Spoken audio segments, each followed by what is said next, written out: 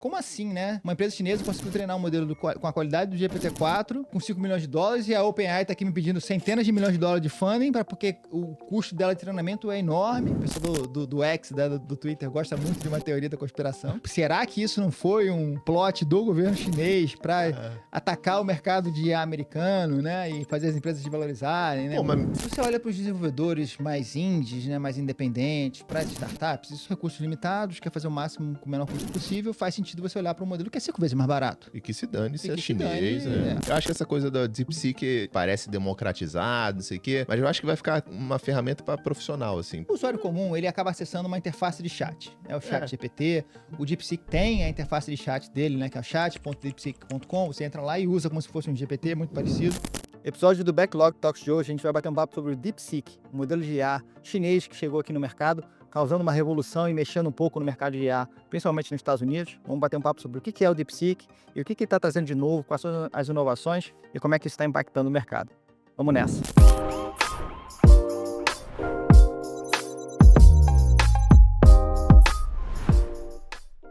Bem-vindo de volta, pessoal. Mais um episódio do Backlog Talks. Estou aqui com o grande Marinho, meu co-host.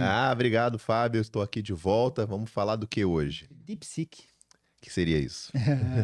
DeepSeek, cara. DeepSeek chegou aí há algumas semanas atrás, 2, 3 semanas atrás. É um novo modelo de IA. Vamos voltar para IA de novo agora. A IA não sai, né, cara? Não tem mais como fugir tanto de IA. Mas o DeepSeek é um modelo novo lançado por uma empresa chinesa que chegou no mercado trazendo um alvoroço aí, causando um burburinho. Várias coisas aconteceram. Fofoca no mundo da IA. Fofoca, cara, fofoca. E tudo que envolve chinês e Estados Unidos A galera sempre fica nervosa. Um né? assunto bom, né? Mas, enfim, modelo novo de IA, concorrente do GPT, né? Do lado da OpenAI. Uhum. Trouxe algumas coisas interessantes. Modelo open source, um modelo 5 vezes mais barato do que o GPT, com a mesma qualidade, enfim.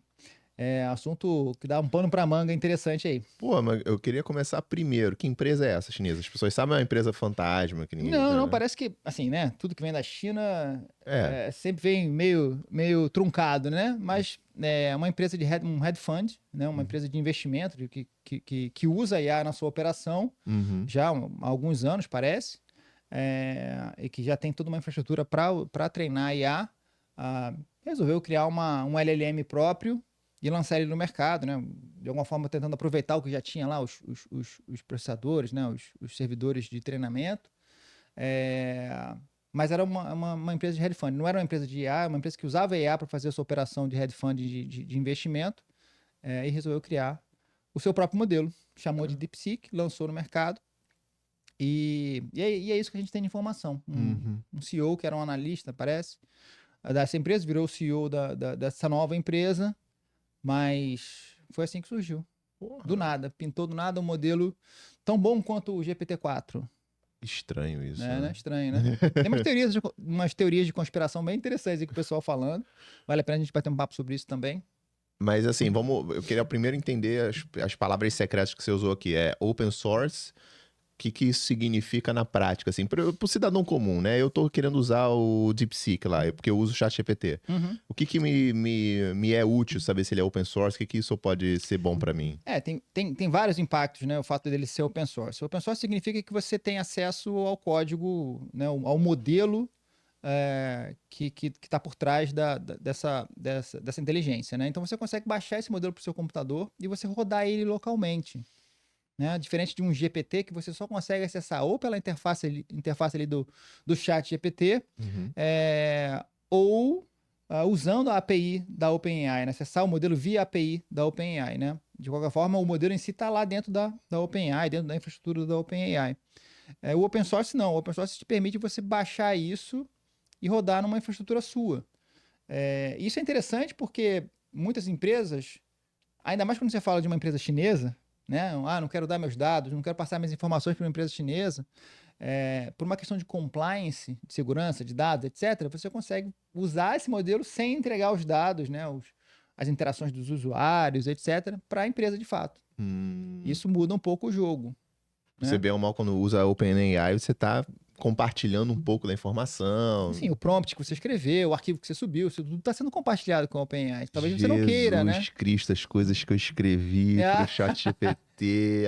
socorro. Se alguém hackear sua conta, ferrou, né, Rony? Pô, tá maluco, dá até divórcio.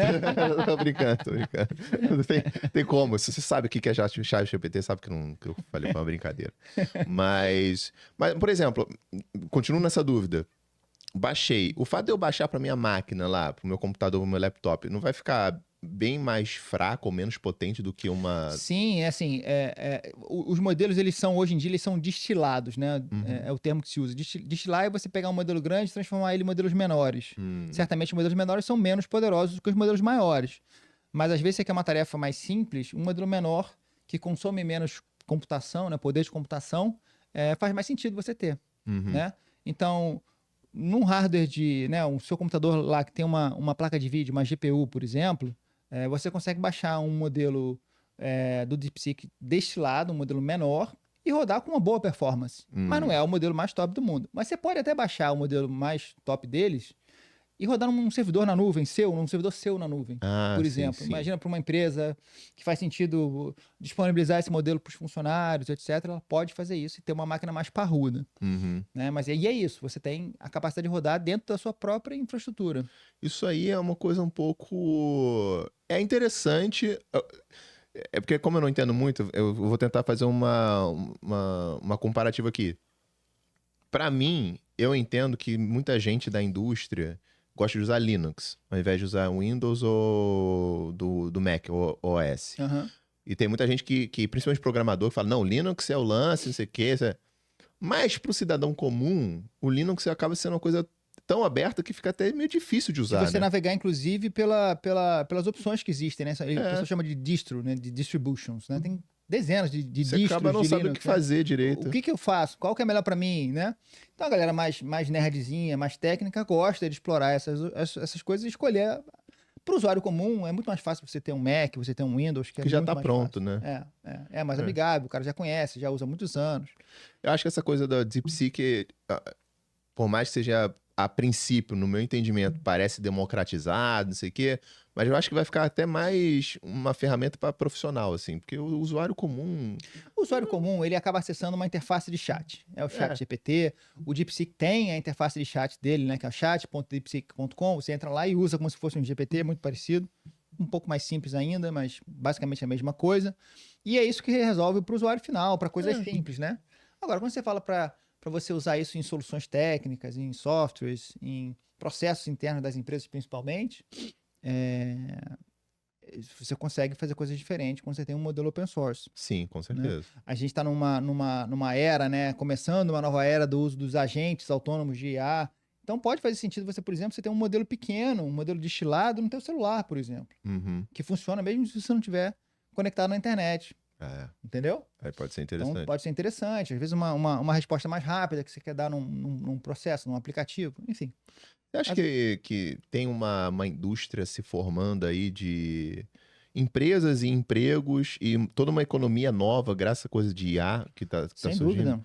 Muito parecido, tipo assim, hoje em dia tem profissionais de tráfego pago, por exemplo, coisas que em 1980 não existia. Não tinha nem internet. Não tinha nem internet.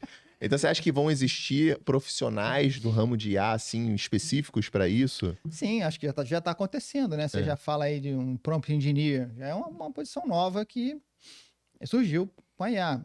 Existe uma série de outras posições, principalmente na parte de dados, treinamento, analista disso, analista daquilo, que são posições criadas por causa do advento da IA. O que é muito louco, porque é meio, entre aspas, paradoxal, né? Porque a IA tem-se o medo de que ela vai roubar muitos empregos, que ela vai excluir a necessidade humana, mas ao mesmo tempo já conseguimos ver essa necessidade humana de ter operadores de IA e tudo mais. É aquela ideia de que em qualquer inovação você tem uma mudança de paradigmas de perfil de trabalho, né? Surgem novas posições, outras deixam de existir, e em algum tempo isso traz algum atrito, algum desafio para essas pessoas, mas com o tempo as coisas voltam a se reequilibrar. Não tem muito como... Não.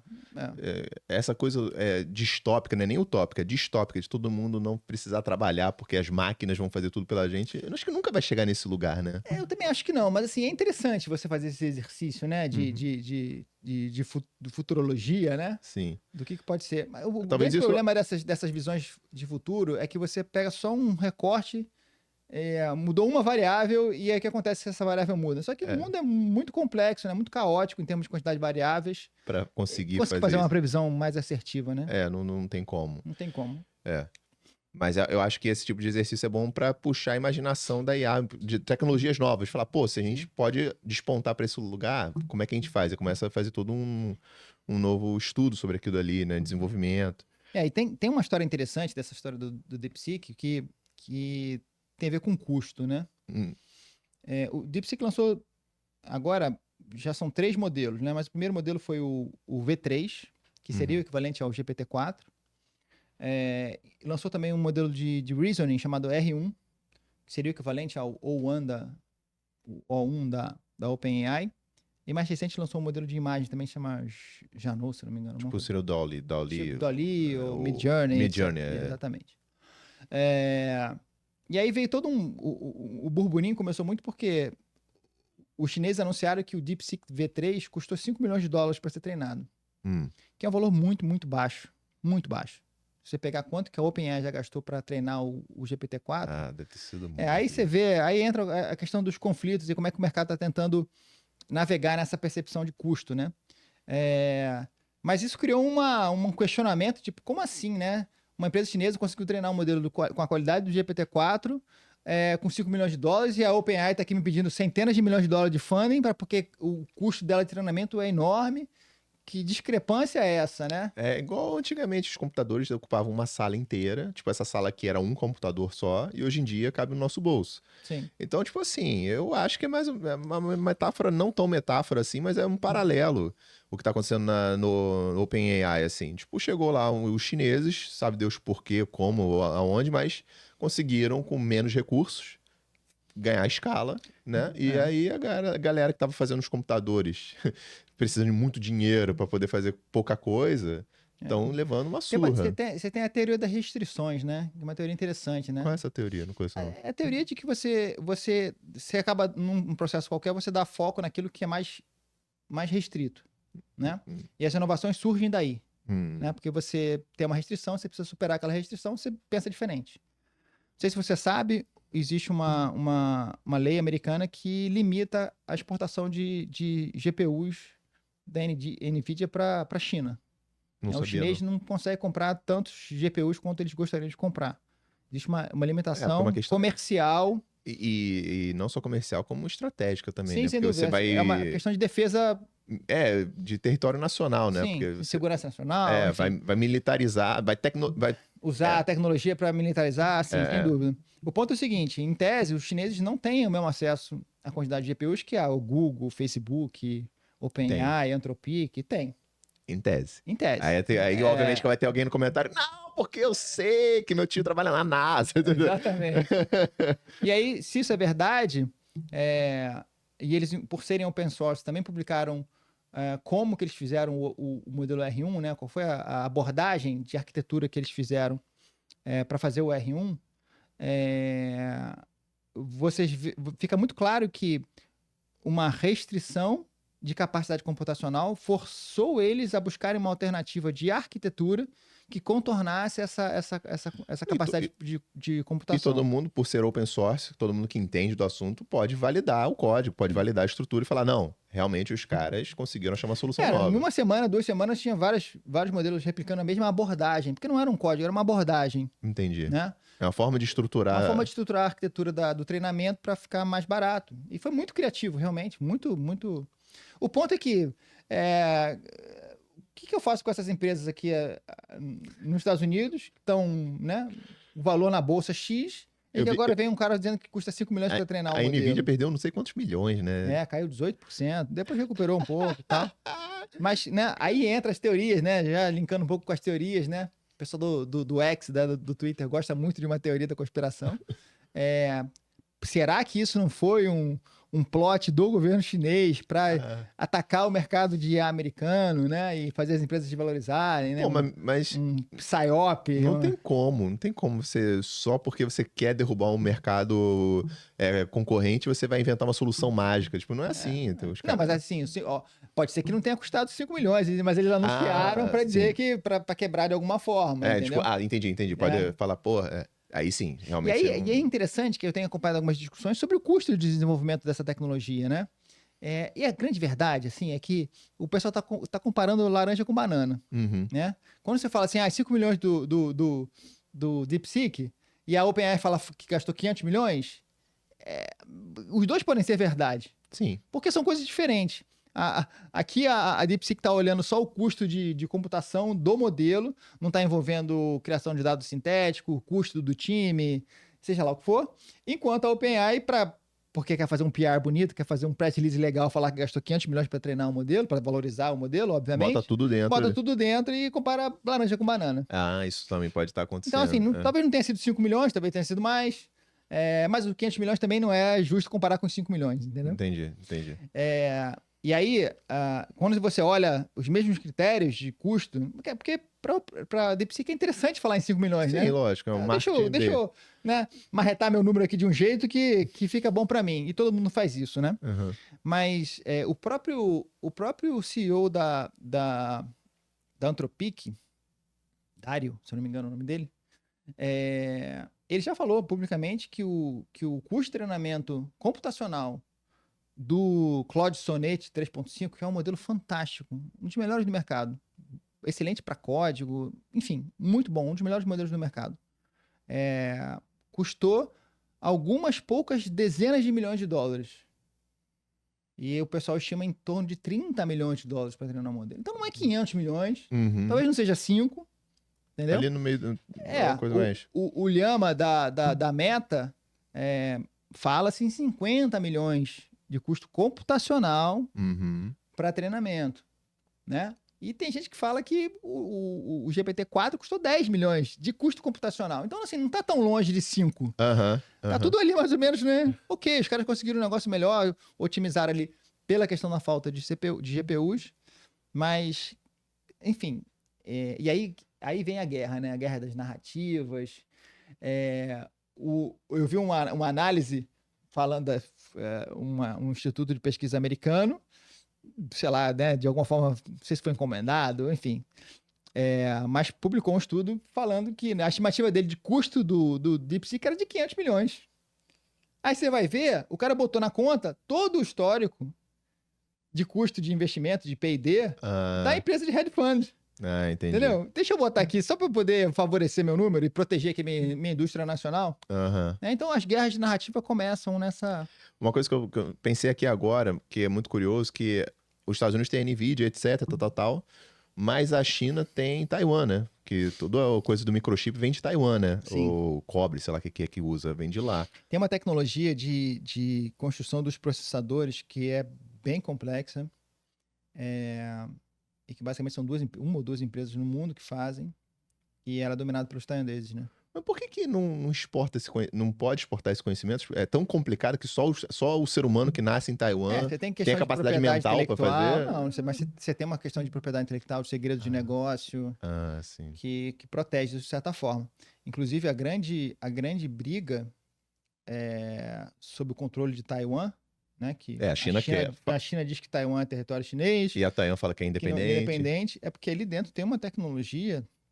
É quase um petróleo da informática. Um petróleo. E aí é engraçado, porque eu vejo essa guerra, a China falando, eu vou atacar. Aí os Estados Unidos falam, se você atacar, vai dar merda, porque você vai afetar o meu negócio também. Então, meio que Taiwan tá sendo... Exatamente. É literalmente um petróleo, né, assim, da informática ali, né? Tipo... O que é muito curioso agora, nada a ver com nada, mas... Minha esposa é descendente taiwanês, né? Minha sogra e meu sogro são de Taiwan, vieram pra cá com 30 e poucos anos. Minha esposa é carioca, nasceu aqui, mas é 100% taiwanês. E eu tenho direito a pegar um passaporte taiwanês, se eu quiser. Olha só. Minha sogra fala que não vale porra nenhuma. Ela fala, não tem que ir pra São Paulo, não sei o quê, não vale nada, você não entra em nenhum país no mundo com isso. Mas eu fico pensando, de repente esse passaporte no futuro pode valer alguma coisa. Tem um livro muito interessante chamado Ship Wars, que conta um pouco essa história Da guerra dos chips, do né? nível do chip, né? E da tecnologia, do desenvolvimento dos chips, né? Cara, isso é muito rico, Muito cara. interessante, É. é muito interessante. Mas, enfim, aí a gente fica vendo esse impacto no mercado americano de IA, as ações das empresas caindo, mas depois recuperando, aquele impacto inicial de uma novidade que, nossa, como é que os caras têm um modelo tão bom quanto o GPT-4? Depois lançaram o R1, que é realmente muito bom, muito bom. E isso, o surgimento do R1, primeiro que é gratuito, você consegue rodar ele, ou se não gratuito, você consegue rodar ele. Na verdade, a interface de chat do DeepSeek é gratuita, você não precisa pagar os $20 lá da OpenAI. Interessante que a DeepSeek também oferece um modelo via API, assim como a OpenAI faz.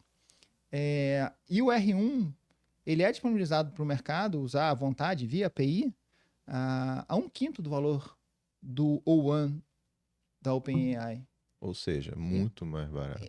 Então, assim, eu como desenvolvedor, por que eu vou ficar pagando 5 vezes mais no negócio se eu tenho um modelo tão bom quanto? E aí forçou a OpenAI a duas coisas. Primeiro, o Sam Altman já veio a público falar que tá considerando uma estratégia de open source. O que eu vou fazer em relação ao open source? E já fez ele lançar.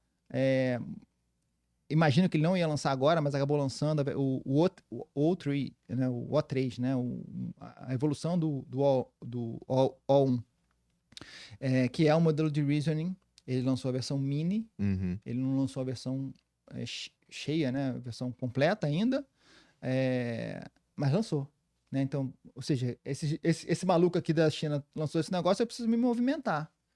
E o mercado não tem muito essa coisa de nacionalidade, né? Tipo, eu imaginava que o mercado americano fosse falar, não importa o que a China lança, a gente vai continuar usando o produto americano, mas não necessariamente, né? Cara, se você olha para os desenvolvedores mais indies, né, mais independentes, para as startups, isso tem uma grande verdade. Né? O startup, por exemplo, recursos limitados, quer fazer o máximo com o menor custo possível, faz sentido você olhar para um modelo que é 5 vezes mais barato. E que se dane se E é que se chinês, dane, As enterprises, as grandes empresas, elas têm uma questão de compliance muito forte. Ah, a Microsoft nem pode, talvez, usar. Nem pode, mas não vou nem falar das empresas grandes de tecnologia, mas imagina uma empresa de seguro, varejo. A Shell, por exemplo, sei lá, o uma Walmart petrolífera. quer compartilhar dados Com a sensíveis, China, a China não quer. o mercado americano, porque tem dados ali do mercado americano muito É o diferencial deles, né? O Walmart, por exemplo, é uma empresa muito, muito focada em dados. Então, eu vou compartilhar isso com a China. Não quero. Né? Então, o Talvez compliance até fala mais forte. O governo talvez nem permita direito. Não, acho que não. Não sei se intervém, né? O governo não tem. O governo americano não tem essa característica de essa fazer intervenção, esse tipo de direta. Desse tipo de controle. Até esse negócio do chip lá foi uma coisa meio fora da curva, né?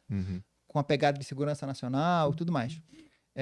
Mas do ponto de vista de negócio, eles deixam o negócio, cada um decide por si e vambora, né? Livre mercado.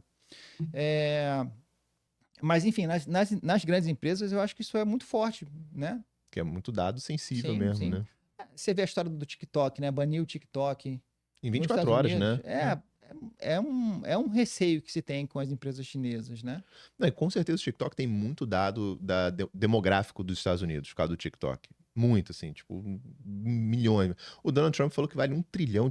Aí eu falei, será que vale $1 trilhão? Ele falou isso meio... não vale, né? Você tem a Apple aí valendo 3 tri, né? Não vale, mas dá uma sensação de que o governo americano olha para essa tecnologia chinesa como um todo. Novamente, são sempre narrativas que os governos e os players desse cenário usam para defender seus interesses. Sim. Né? Tá todo mundo querendo desenvolver. O problema é que a China não fala muito. A China vai lá e faz. Sacou? É um pouco diferente, né? Até por serem mais fechados mesmo. Não são tão vocais nessa narrativa. Uma recomendação sua aí para quem tá vendo aqui quero começar a usar IA na minha casa, para minhas coisas, para me ajudar na minha dieta, as coisas assim. Você acha que vale entrar no DeepSeek ou continua no ChatGPT? O que está acontecendo, né? Você está tendo uma competição muito grande de modelos, né? Toda hora chega um modelo novo. O Google acabou de lançar o Gemini 2.0, que está incrível. 2 milhões de tokens de janela de contexto. Enfim, o que acontece é que você começa a ver os modelos, cada modelo sendo bom para alguma coisa, para uma coisa. tá? Então, esse modelo é bom para ajudar com código de software. Esse modelo é bom para criar texto. Esse modelo é bom para fazer reasoning. Um pouco depois do DeepSeek, a OpenAI lançou um negócio chamado Deep Research, que é uma funcionalidade dentro da plataforma dela, que só está disponível no plano que custa $200 por mês, que parece que isso é incrível. Eu não testei ainda, mas parece que é incrível. Assim, você pode passar um assunto extremamente complexo, ele fica lá alguns minutos pensando e te entrega um relatório profundo sobre determinado tema, Caramba. né? Então você vai encontrando os modelos que são bons para cada coisa, né? Eu outro dia fiz um teste, estava com a minha head de comercial, a gente estava desenhando uma campanha comercial, envolvia mandar alguns e-mails, a gente queria melhorar o texto dos e-mails. E eu fiz o teste no ChatGPT usando o O1 e no DeepSeek usando o R1. O DeepSeek deu de lavada. É mesmo? Nesse contexto de criação de texto. Mas assim, muito melhor. Assim, 200% melhor. Agora, certamente tem coisa em que o O1 vai ser melhor do que o R1. Entendeu? Ou agora o O3 que saiu agora. O lance é o Average Joe, né? O afegão comum ficar vendo essas toda hora uma modelo exatamente. novo Aí para e tal. ele, entra no ChatGPT e resolve. Não quero pagar os $20? Tá bom, usa o DeepSeek que é de graça. Mas tá na China. Né? No final das contas, para o usuário comum, o ChatGPT vai resolver, a versão free do ChatGPT resolve. O meu filho lá, por exemplo, tem 11 muito anos, simples. usa e brinca lá e faz lá um códigozinho lá para botar no Roblox. E ok, funciona. Eu não preciso ter um Gemini de 2 milhões de tokens de análise de contexto para fazer um código de 3 linhas para botar no Roblox. Entendeu? Não faz sentido. Não faz sentido, não precisa, vou pagar o negócio. Então, assim, e aí nesse sentido, o first move advantage, a vantagem de ter sido o primeiro da OpenAI é muito grande. Porque vai ter muita gente lá que já tá lá, que já funciona. O meu histórico tá lá, a ferramenta vai aprendendo comigo à medida que eu uso. Então tem um lock-in muito grande do usuário, né? Que pô, o meu ChatGPT, outro dia logo que saiu, eu contratei, né? Numa conta pessoal.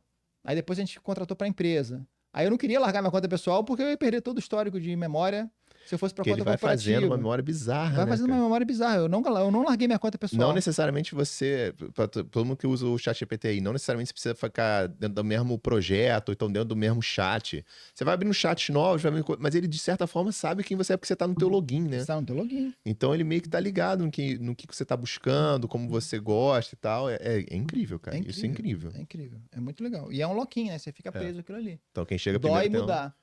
né? Quem chega primeiro tem uma vantagem muito forte. É uma vantagem. Mas é um mercado que está extremamente aquecido, está todo mundo se mexendo, cada hora. Depois que saiu o DeepSeek, o Alibaba lançou o próprio modelo, né, o Kiwen, né? Pô, aí esse aí eu nem... Já tinha o modelo Kiwen antes, mas ele lançou o 2.5, cada um usa o nome, mas enfim. Aí lançaram o Kiwen 2.5, que é tão bom quanto o GPT-4. Então já normalizou, todo mundo tem um modelo nível GPT-4, entendeu? Entendi. Enfim, então fica essa guerra. O Kiwen também tem a interface chat que você consegue entrar lá, se cadastrar e começar a usar de graça. Assim como o DeepSeek. Melhor para tudo? Não, mas, cara, é aquilo. Para o cidadão comum resolve 95% dos casos. Quero agora aprender a usar esses agentes autônomos aí, essas coisas que... O que está acontecendo é que as ferramentas de chat, né? As interfaces de chat estão incorporando funcionalidades. A OpenAI criou uma funcionalidade de agente dentro do ChatGPT, né? Isso tudo para tornar mais acessível para o usuário comum essas funcionalidades. Porque a gente, por exemplo, você pode ter uma pegada muito de desenvolvimento, de criar uma ferramenta que faz coisas automáticas, ou de ser mais amigável para o usuário, que ele mesmo configura, ele mesmo começa a fazer. Uma espécie de um scheduler. Você, essa coisa... uma vez por semana, acessa o site de passagem para saber se tem passagem barata para São Paulo, porque eu vou para São Paulo toda semana. Eu acho que essa IA, cara, até a IA das coisas, como tinha a internet das coisas antigamente, the Internet Things, eu acho que tem a IA das coisas. Tipo assim, essa coisa que você falou, passagem de avião, Eu acho que vai chegar algum momento que a companhia aérea vai estar usando IA a seu favor para botar a melhor passagem no melhor custo, enfim, obviamente visando o lucro da companhia, mas também para que gere mais passagem, venda mais, Lógico, promoção. lógico. Esse aqui é o preço otimizado agora, vai ser esse. Previsibilidade, falar, ó, esse voo aqui de 6 da manhã para São Paulo geralmente é vazio, então você vai fazer isso, isso, isso. Então, assim, acho que a gente vai acabar consumindo IA.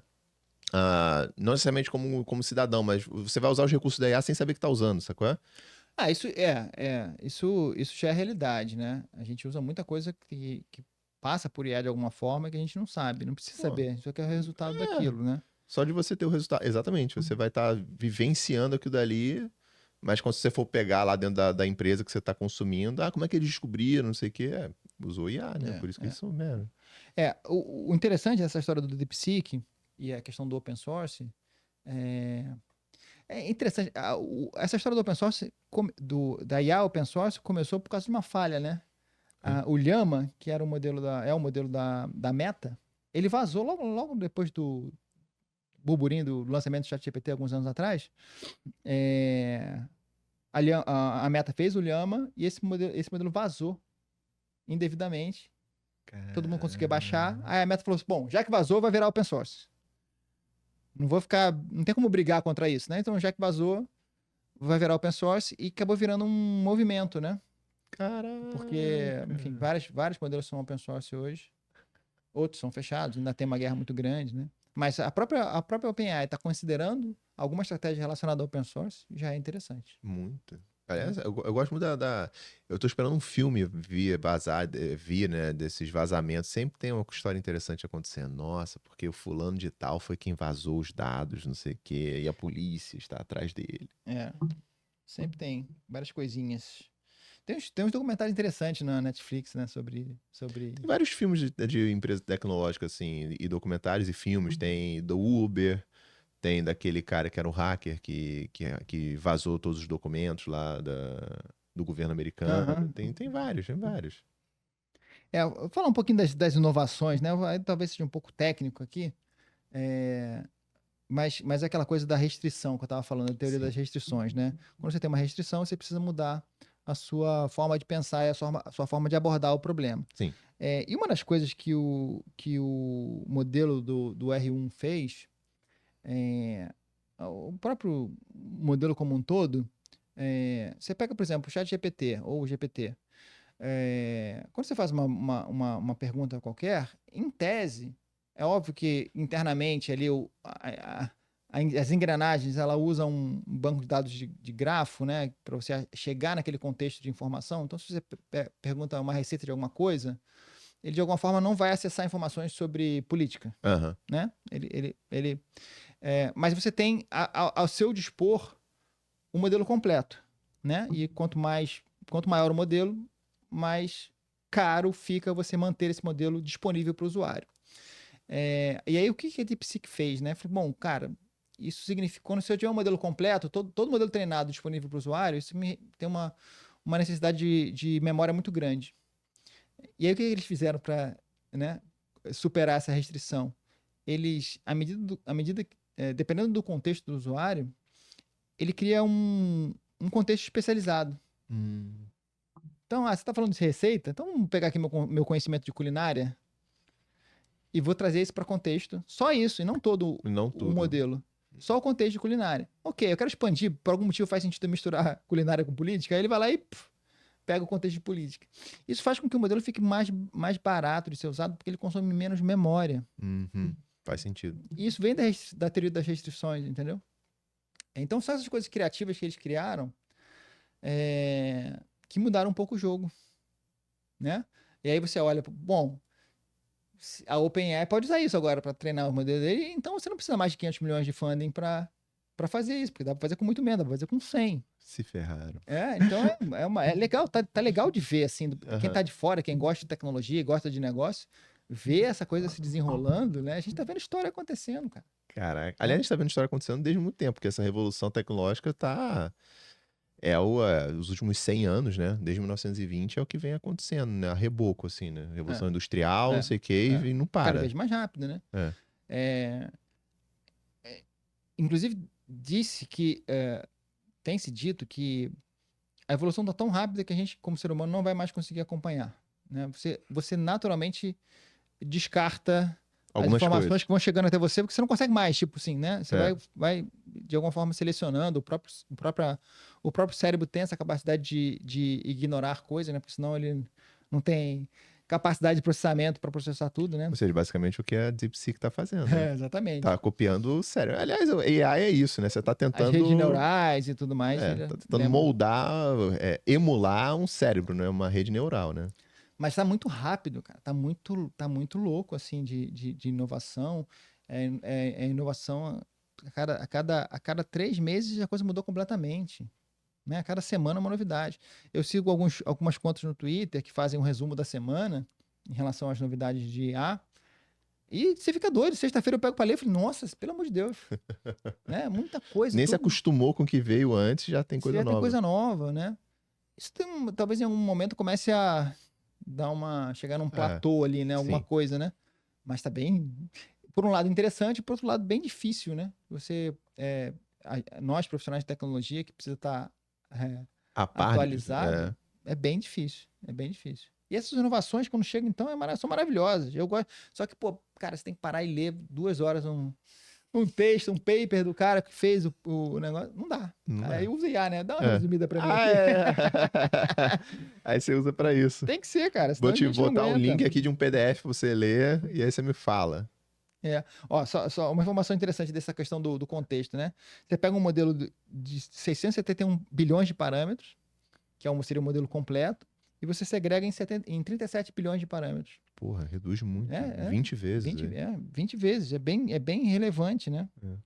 E isso faz com que a API fique mais barata. Você consegue cobrar 5 vezes menos no acesso à API. E aí vai... E aí, será que a OpenAI vai também baixar o custo dela agora? Será que ela vai fazer isso para poder baixar e competir? Porque o caminho dela tem sido o contrário, né? Cobrar $200 por mês na versão Pro do... Não, essa versão já era. Eu acho que a versão de $20 lá, acho que talvez vai reduzir para $15, mas a de 200 vai cair para 100, 50, porque não vai sustentar. Não sei não. Não sei, sinceramente não sei. Porque quem tá pagando 200 tá ligado no jogo e ele precisa usar aquilo dali. Então ele... É diferente do cara que paga 20, que é tipo, tanto faz. Hoje o que justificaria você pagar os $200 seria o Deep Research, que é uma funcionalidade do ChatGPT. Aí ontem eu tava me atualizando das coisas no celular, já vi um modelo open source, um software open source, que faz exatamente o que o Deep Research faz, que você roda no seu computador, É o que eu tô falando. usando a API da OpenAI, mas né, não precisa pagar os $200. Então as coisas estão acontecendo, cara, tá bem interessante. Bem interessante. Legal, Marinho. Bom gostei. Papo? Porra, bom pra cacete. Vamos ver o que acontece aí nesse mercado. Agora eu tô querendo estudar o DeepSeek. Eu uso o ChatGPT, mas acho que eu vou fazer um login lá no DeepSeek. Faz, é legal. Para algumas coisas funciona muito, muito bem. Qual é o problema hoje do DeepSeek? Que tá saindo do ar direto. Todo mundo tentando usar, e aí talvez, né? Tô comprando barato demais, preciso mais de infraestrutura, vou aumentar o preço. Não tem como. Enfim, não tem almoço grátis. Não tem almoço grátis, mas é bom saber. Muito bom, gostei. Maravilha, pessoal. Obrigado por mais um episódio. Até o próximo. Até lá.